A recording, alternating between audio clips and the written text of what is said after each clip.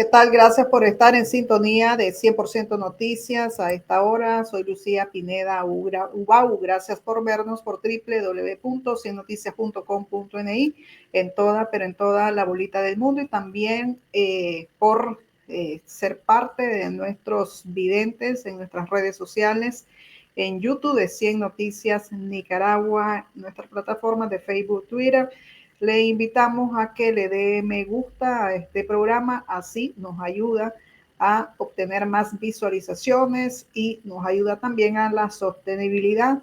Dele me gusta, así, el check de me gusta, suscríbase a nuestro canal en YouTube de 100% Noticias. Queremos abordar en este espacio, y hemos invitado al dirigente opositor Juan Sebastián Chamorro, que es economista. Queremos abordar los temas económicos que el régimen ha hecho ajustes en las semanas anteriores con respecto a la cordovización en Nicaragua y también ahora el sistema, la ley antisanciones, cómo la van prácticamente a aplicar los bancos, porque habían ciertas confusiones en ese sentido, pero bueno, queremos pues ciertas aclaraciones sobre el tema. ¿Qué gana, qué pierden los nicaragüenses con la cordovización y para qué lo hace la dictadura? Y hay que ver si les va a funcionar o no en medio de una gran cultura que hay en Nicaragua de que todo lo convertimos en dólar, o sea, y que tratamos también de que el comercio nos acepte siempre el dólar. Esto pues que viene ligado a cuando se daban los lunes negros en Nicaragua en la década de los 80, la gente siempre trataba de mantener su dólar porque siempre venía la devaluación. Cuando la gente era millonaria en Nicaragua, tenía millones y millones. Claro que se creó una enorme, pero enorme dependencia del dólar en Nicaragua. Y hay obviamente pues desconfianza siempre en el Córdoba. Y yo lo llamo pues un asunto obviamente cultural porque yo veo pues en otros países, por ejemplo en Costa Rica, pues el comercio te recibe el colón, pues lo tienen bastante consolidado, pero en Nicaragua la gente todo lo transforma a dólar precisamente porque no hay confianza en la moneda nacional y eso no es culpa de los nicaragüenses, ha sido culpa de parte de las malas administraciones, las malas decisiones que marcó un periodo en la historia de Nicaragua en la década de los 80, donde estaba la revolución sandinista, donde estaban los sandinistas y donde pues la dirigencia en ese entonces pues asfixió a muchos nicaragüenses desde el punto de vista económico y todo el mundo era millonario, pero pobre, pues, con una gran crisis económica en ese entonces y grandes deudas que dejaron el periodo sandinista en esa época y ya van prácticamente por lo mismo, grandes deudas que le dejan a los nicaragüenses. Y quiero pues conversar con Juan Sebastián de este aspecto, además de la situación en Siria y cómo va a impactar la caída del tirano en Siria, en Nicaragua y también Venezuela.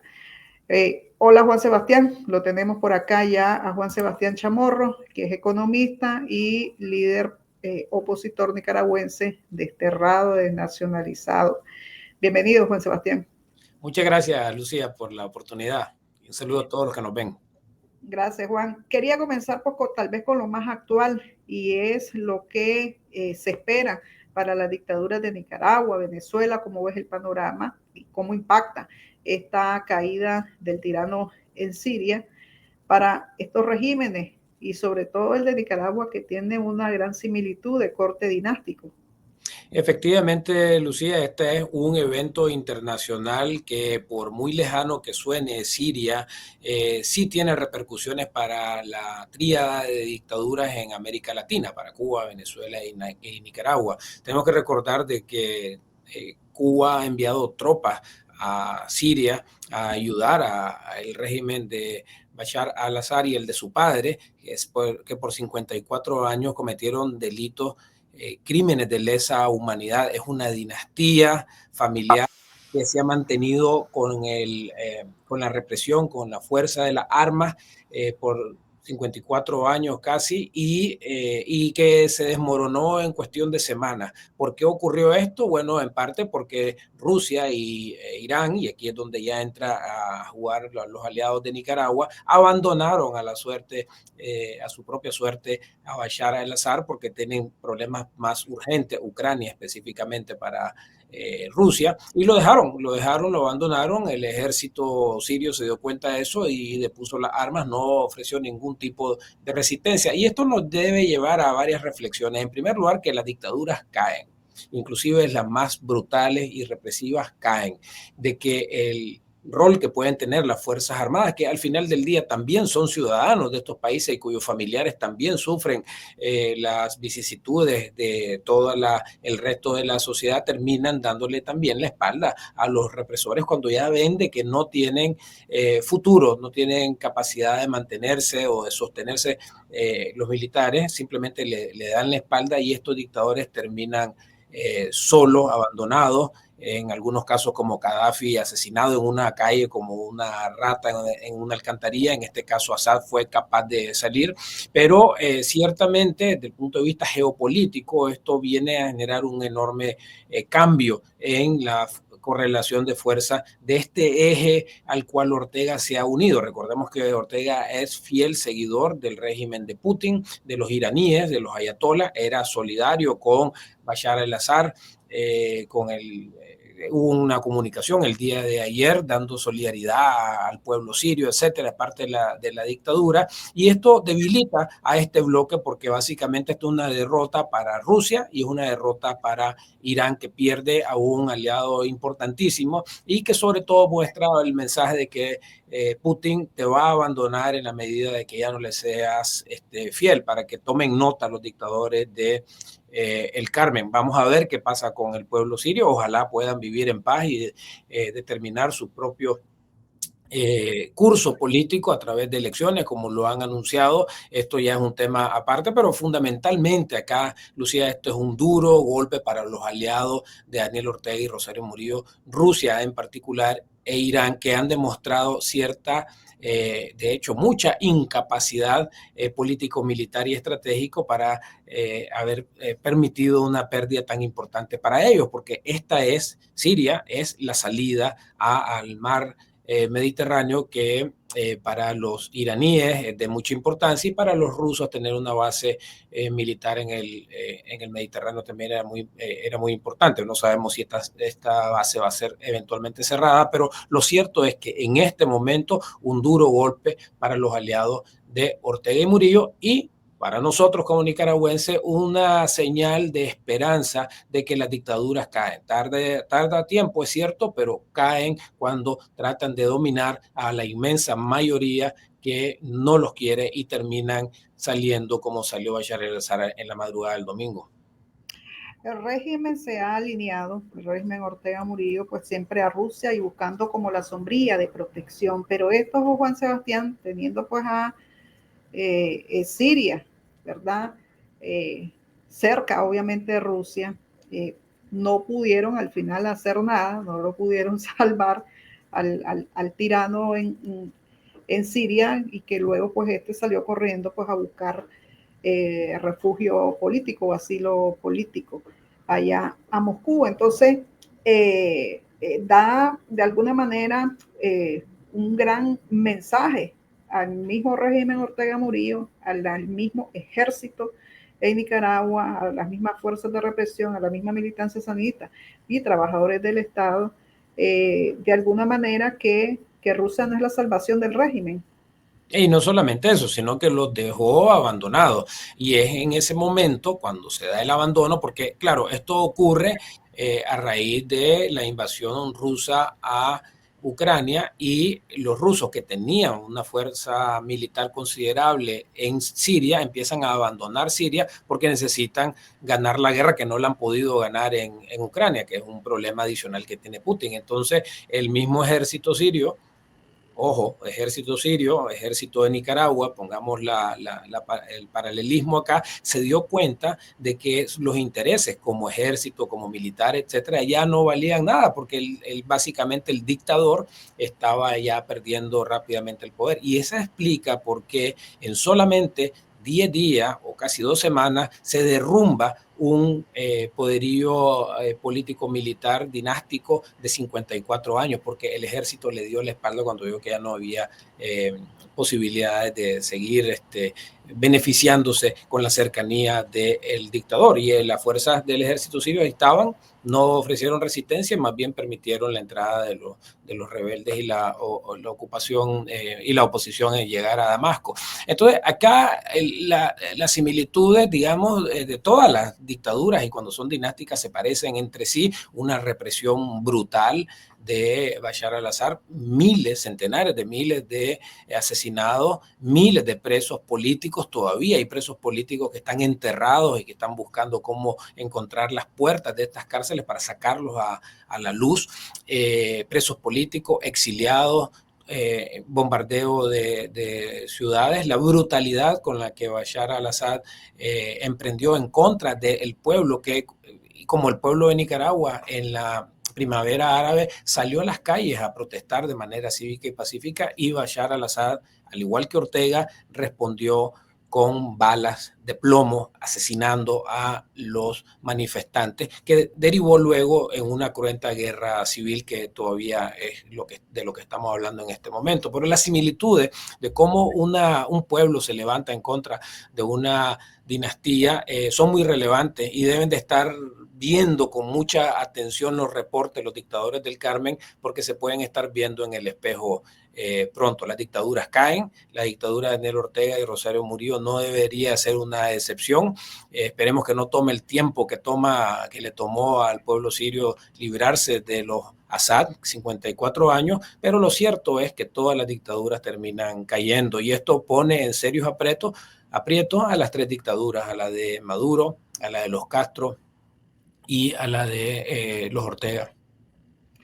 Permíteme hacer una pausa y regresamos con los temas económicos, qué ganan, qué pierden los nicaragüenses con la cordovización y también el tema de los bancos, cómo van a implementar la ley antisanciones. Una pausa y regresamos. Esta Navidad vivamos la emoción de mantener la racha con esta conexión. Convertirte en viral, subiendo trends a toda hora. Encender la fiesta con la música correcta. Con tus super packs desde 80 Córdobas, recibí más datos en TikTok y YouTube. Actívalo al asterisco 555 numeral opción 5. Y no olvides que esta Navidad, si emoción querés, regálate lo que mereces con el internet más rápido de Nicaragua. ¡Claro que sí!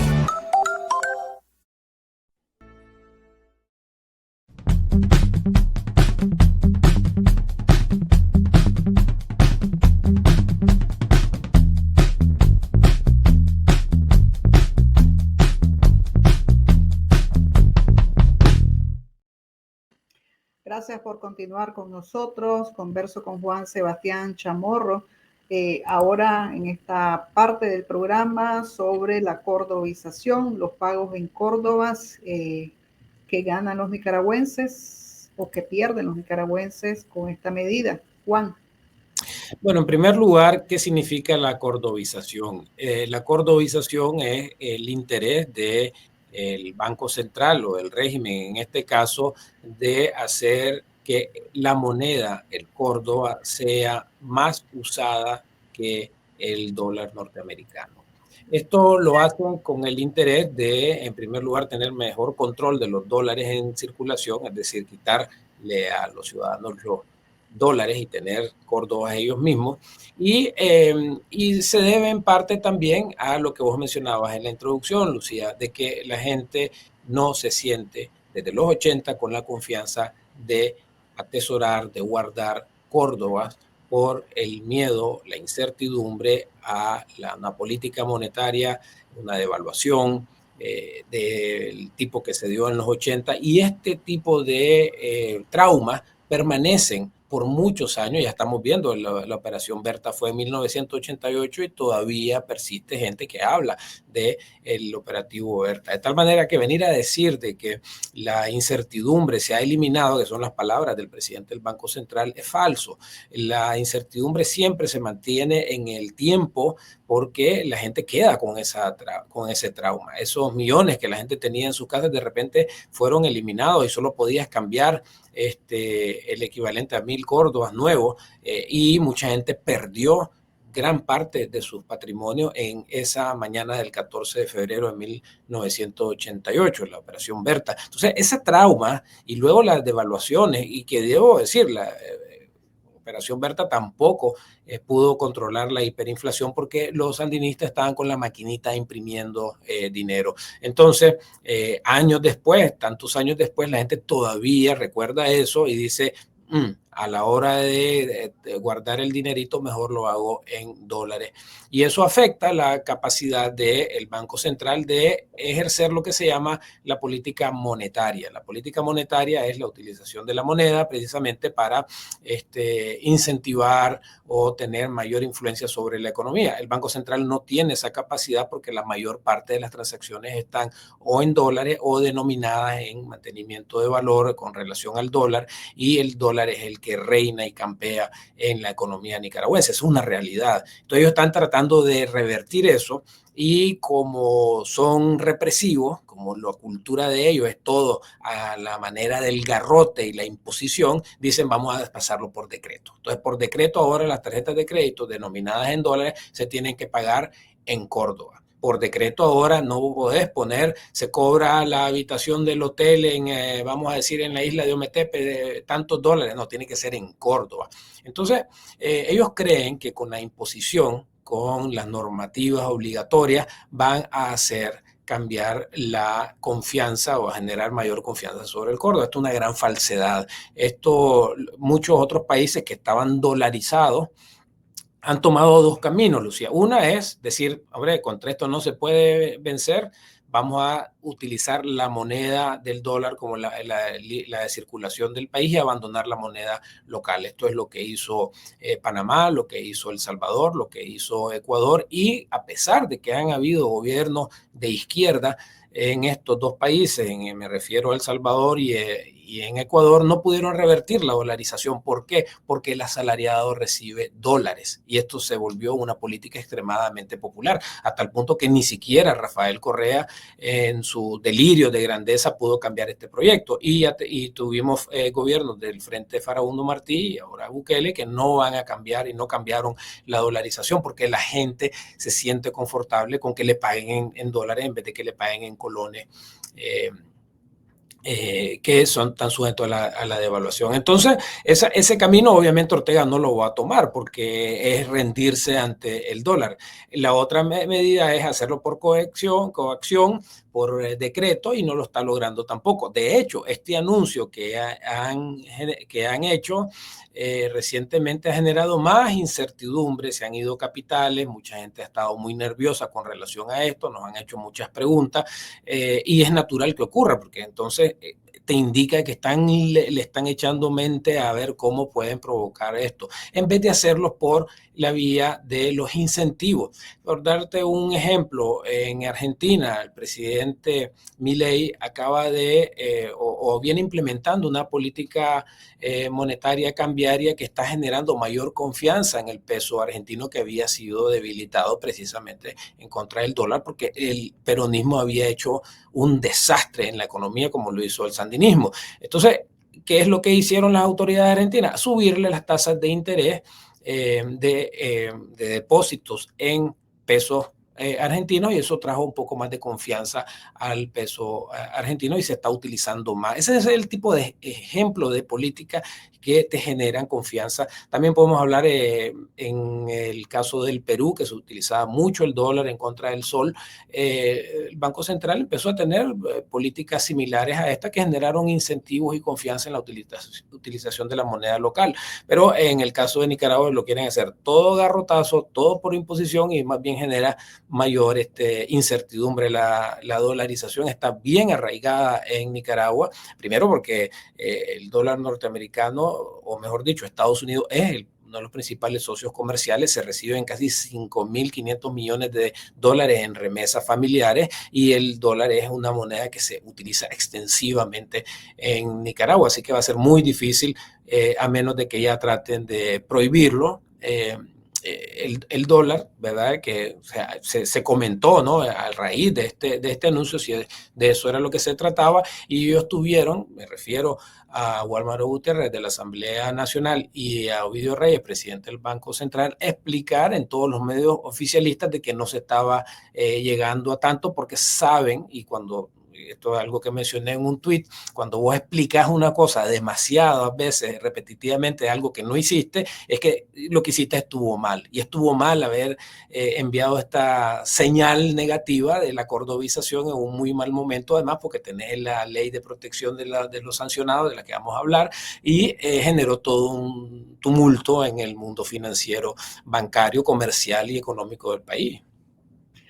Sí, incluso pues las leyes que ellos también recién aprobaron en la de migración, creo que hasta ponen tarifas en dólar, entonces resulta bastante contradictorio, ¿verdad? El mismo decreto, pues que de cordovización para anular de alguna manera el dólar, un discurso que también ha mantenido Laureano Ortega, pues a nivel internacional, del mundo multipolar y que no sé qué, o sea, quitarle el valor al dólar, pues ellos le llaman la dictadura del dólar. Ellos han venido alimentando eso de que quieren eliminar el dólar y luego se salen pues contradiciendo. Está el decreto y luego en una entrevista, no, es que eso no significa que se va a eliminar el dólar, pero esa es parte como de la intención, pues. Así es, ¿no? Y digamos, volvemos a la dictadura del dólar, que como son dictadores, ellos aspiran a suplantar la dictadura, cualquier tipo de dictadura. Y la verdad es de que la utilización del dólar es voluntaria. Los mercados, la inmensa mayoría del mundo, hasta los chinos, transan en dólares norteamericanos. Y no se trata por ser una dictadura, se trata porque genera confianza. El Banco Central de Estados Unidos es una institución muy respetable, muy respetada, y ese billete, que en realidad es un papel moneda, no vale nada, pero tiene el sello del Banco Central de Estados Unidos, y a pesar de que sea un papel, vale muchísimo más que otro papel que se llame Córdoba o que se llame el yuan de China, porque la confianza en las instituciones financieras es lo que está detrás de ese billete. Ese billete no es nada más que un pedazo de papel que genera una obligación de un Estado a pagarte el valor que dice el billete, pero no es nada más que eso. Entonces, se utiliza en los mercados mundiales, no por asuntos políticos o porque te volviste pro europeo si usas el euro o pro norteamericano si usas el dólar. Se utiliza porque es la moneda de confianza y todo el mundo te lo acepta. En Nicaragua te lo aceptan, te lo arrebatan, incluso dicen popularmente, ¿no? Entonces, este tipo de políticas no tienen mucho sentido si no atacas verdaderamente las razones por las cuales la confianza en tu moneda no está bien solidificada. Y aquí ya me meto a asuntos políticos, porque tiene que ver. Cuando vos tenés un país donde confiscan propiedades, donde vos tenés un país donde violan los contratos, donde básicamente no hay un ambiente de negocio para el inversionista, cuando echas preso a opositores, cuando no permitís la libre empresa, el libre mercado, cuando no permitís la libre medios de comunicación, no permitís ningún tipo de libertades de asociación, de reunión, etcétera, estas cosas resienten también los mercados financieros y los mercados cambiarios. Entonces, la moneda de un país represivo no tiene la misma confianza que una democracia plena que ha vivido por un montón de años. Estoy pensando acá en el colón costarricense. Estás en Costa Rica y te agarran el colón con toda la confianza, como también agarran el peso colombiano o el peso mexicano. Y esto no se hace por decreto, se hace porque hay una confianza en los mercados financieros de que ese billete no va a perder el valor como lo ocurrió en el caso de Operación Berta. Y no es cierto lo que dice el presidente del Banco Central de que ya no hay incertidumbre. Incertidumbre hay, incertidumbre se mantiene y te lo demuestra el hecho de que la mayor parte de las transacciones son hechas en dólares. Sí, pasemos al otro tema, Juan Sebastián, sobre que prácticamente las normativas que le estableció la SIBOIF, la Superintendencia de Banco, a los bancos de cómo tienen que aplicar la ley antisanciones. Bueno, mira, básicamente esto es una interpretación porque no estamos ahí, no sabemos cuáles son las verdaderas intenciones de la dictadura, pero se pueden entender. Ellos quieren declarar ilegales las sanciones a los funcionarios corruptos por comisión de delitos de lesa humanidad, de corrupción, de fraude electoral. Entonces quieren, por decreto, volvemos a lo mismo, eliminar el efecto de las sanciones y dicen ahora los sancionados van a poder abrir cuentas bancarias. Pero lo cierto es que esto pone en entredicho y un enorme riesgo que todavía persiste al sistema financiero nacional, que tiene corresponsalías, que tiene relaciones con los bancos internacionales y que no pueden por regulaciones internacionales abrirle cuenta a estos señores y señoras. Entonces, la normativa de la Super trata de venir a acomodar este conflicto que hay entre abrirle las cuentas y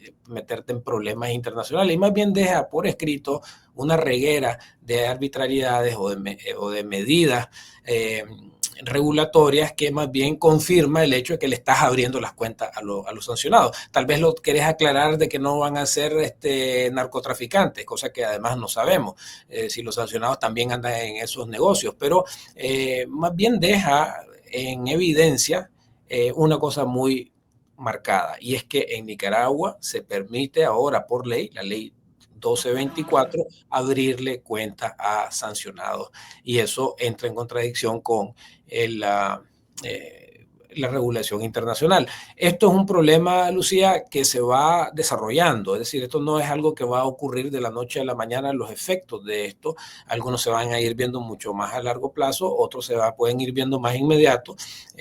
Los bancos obviamente están consultando con sus corresponsales internacionales y están viendo las consecuencias de esto, así que esto es todavía un proceso en desarrollo donde esta normativa de la superintendencia juega un papel importante en la evidencia que va a utilizar el regulador internacional, llámese los que regulan Basilea, que son los órganos internacionales de regulación bancaria, o el Departamento del Tesoro. Van a leer palabra por palabra y ver si esto realmente amerita una acción de parte del regulador internacional, que está por verse. Todavía nadie de los reguladores internacionales se ha pronunciado al respecto. Obviamente porque es un tema complejo, porque es un país pequeño, hay cambio de administración en el Departamento del Tesoro en Estados Unidos, pero vamos a ver qué van a decir en el futuro cuando analicen esta ley 1224. Sí, pues y además también hay que ver qué dice el FMI, porque el FMI, además de darle como buenas notas al régimen, también le ha hecho también ciertas advertencias de dónde podría pues caerse toda pues la estrategia de ellos en cuanto pues a el tema pues económico. Y de alguna manera pues hay que ver qué dice el FMI de todo esto, pues, y yo no sé si en privado qué le dirán también al FMI en ese sentido, pues para dar como calma y tranquilidad a los bancos, porque si abren las cuentas, si están obligados a abrir esas cuentas, se meten a problemas graves. Bueno, el FMI en este reporte que nosotros criticamos duramente por el lenguaje amistoso y de mucha celebración a la macroeconomía, y que incluso como Concertación Democrática Nicaragüense entregamos a la máxima dirigencia del Fondo Monetario nuestra formal protesta por este informe sesgado. Esto lo hicimos la semana pasada.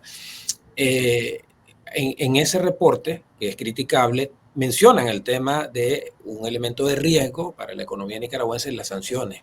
Y es precisamente de esto es lo que estamos hablando. Es decir, el Fondo Monetario está consciente de que estos sancionados pueden significar un enorme riesgo para la contaminación del conflicto interno político nicaragüense con los mercados internacionales para efectos de la economía nicaragüense. Entonces sí lo mencionaron, eso hay que darle el crédito, al menos en eso sí la acertaron los economistas del Fondo Monetario en dejar puesto de que el tema de las sanciones puede ser un elemento de riesgo. Así que ellos ya se estaban adelantando a esta movida, evidentemente que pasó el mismo día, es decir, el día del reporte del Fondo Monetario ocurrió el viernes mismo que se hizo el envío de la Asamblea de la ley 1224 que fue aprobado el lunes siguiente. Entonces, vamos a seguir tocando esta tecla, ¿verdad? Con el Fondo Monetario para que escuche a la sociedad civil organizada, a los economistas independientes, de que no todo es color de rosa como lo quieren pintar ellos, todo lo contrario. Bueno, Juan, muchas gracias por haber estado acá con nosotros. A la orden, Lucía. Bueno, era Juan Sebastián Chamorro, desterrado político nicaragüense, analizando pues también tanto temas económicos como políticos.